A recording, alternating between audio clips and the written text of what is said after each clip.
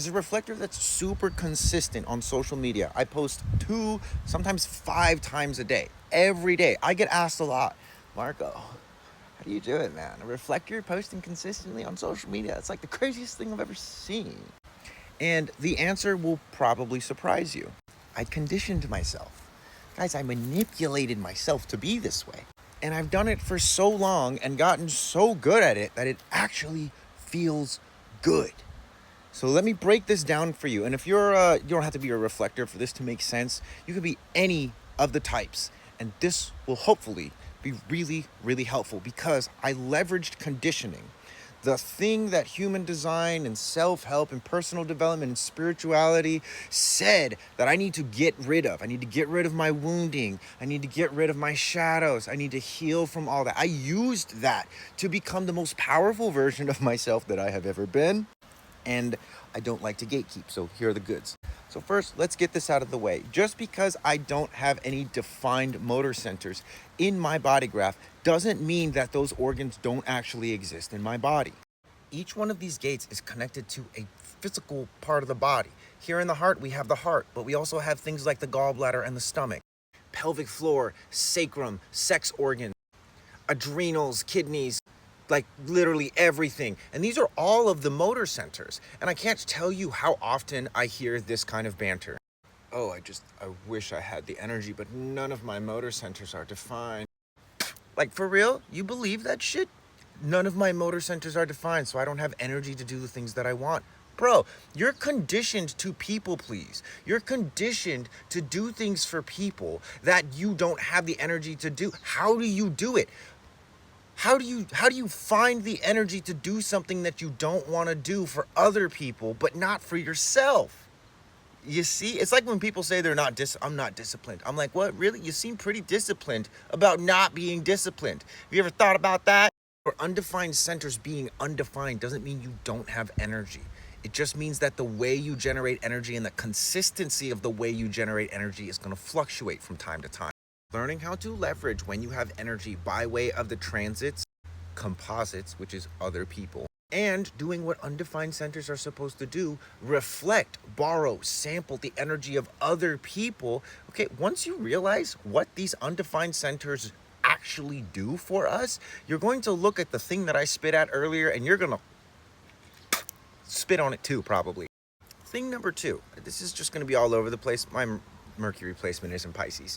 In the process of deconditioning myself, one of the things that I realized is that when I actually do have energy, I'm very prone to like, this energy is going to run out at some point. So, don't build a business off of this, right? In other words, I would like give up the race before the gun ever went off because I knew, at some point I'm going to lose steam. So I shouldn't even try. I was like Eeyore from Winnie the Pooh. And it was because I was afraid of burning out. Now, the reason I was afraid of burning out was because I didn't have a sense of what was actually going on in these organs because I viewed my own energy, sacral, emotional, etc. strictly, from the mind up here. Instead of having conversations with the undefined centers, organs, and body parts, I would just be like, human design says this, and so this. Instead of actually connecting with my form, I let human design and my body graph just tell me, you don't have energy. And this doesn't make anything that human design says wrong, by the way. Like, I'm more into human design than I ever have been. I'm just also more into my physical body than I ever have been. And when you've got this and this, it's lit. Thing number 3, another part of my deconditioning journey was realizing how much energy it actually takes to be conditioned as opposed to being yourself. Like how much energy it takes to suppress myself. Like I'm gonna edit this video and it's gonna take me like 2 minutes because I'm not gonna like clean this up and make it all polished because I'm comparing myself to other people. This is just the raw Marco that you guys get. The minute I let go of comparing myself to other people on social media and looking at their content as the standard for the content that I need to make, I started practicing more. I started to see areas that I could improve, and by way of doing, I got a lot better at it. It was literally like a boss in Elden Ring. First time I play him, I get folded like a lawn chair. Second time, third time, 10th time, 200th time, folded like a lawn chair. But aha, the 563rd time, I barely win, okay? I barely win. But a W is still a W. Thomas Edison, the dude who invented the light bulb, who I'm not particularly a fan of, he said something that did really make a lot of sense, though. They asked him, hey, Thomas, you've done thousands of light bulbs. How does it feel to, after thousands of failures, finally create the light bulb? And he goes, I didn't fail 1,000 times. I successfully found out ways to not make the light bulb, which made making the light bulb lit. Ew. Especially if you are a third line or a sixth line, failure is a part of the process. It's not the thing stopping you from success. It's literally the stepping stones to your success. All right, now on to some more practical things about how I post so much on social media. For this, I'm gonna have to take you inside my magic school bus. So most days I actually have energy and I'm excited about sharing a message on social media because my mind, even though it's undefined, it's still looking at stuff, it's ruminating from things that people have said to me in the past few days. And so this is honestly a way, social media is a way for me to create an understanding for myself. And regularly, every day, I do it because I'm seeking to understand myself more and the things that I study more. It might seem like I'm trying to communicate and give value to you guys, but I'm really just looking to understand myself. Second thing is I like lives. Also, the algorithm likes lives, okay? And I actually use the live, similarly enough, to get over my fear of going live and saying something that maybe later I'll reflect on and be like, oh, I didn't really mean to say that. The internet is forever, at least. Okay, I got over the fear. I developed enough courage to be able to go live and cultivate a sense of presence that even though there might be haters in the comments or people saying they want to brush my hair or cut my hair or whatever, or like 17 different questions that are all firing me at once, I learned how to stay centered because there was so much going on in the phone. And now let me introduce you to my secret weapon.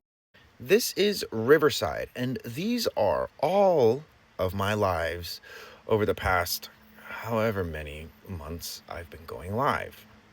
On days that I'm not inspired, I can literally come in here and take a clip. This is another great layer of reflection for me. I can take a clip. I'm willing to pay at this point. So before you let me manipulate you, it's $263 to manipulate. And the reason it's expensive is because I have a daughter and I also have a lot of other. Okay, so like maybe I'm not going to post that one, but maybe this one. Did I really say that? Yes, I did. I'm a big fan of solar punk. Solar punk is lit. Solar punk is the future that I'm like, I know we can create it. I can go in, edit it up, chop it up, take it, download it, post it, and again, it's a process of reflection for me. Like most people they're not weird in front of the camera, there's somebody else in front of the camera. But the only way to actually be weird, to be yourself in front of the camera, is to get exposure. Social media has made being yourself simultaneously really, really difficult and also really, really, really, really, really easy. You just have to be willing to have people judge you and bully you and talk down to you. And if you believe the lie that you're supposed to have boundaries with the world to keep yourself protected from the mean people online, you'll never cultivate or develop what I like to call principles or standards, which is the thing that the boundaries protect. I have a standard in my life that I am unshakable. If somebody shows up in my life and they shake me down, I am grateful for that person because they've just shown me, a situation where, hey, my hand is down here and I get knocked in the face and I get taken off balance. Now I'm running out of time, so let me try and consolidate. Let me just use the remaining time that I have to just put it all together for you and give it to you. That's a joke. I can't do that.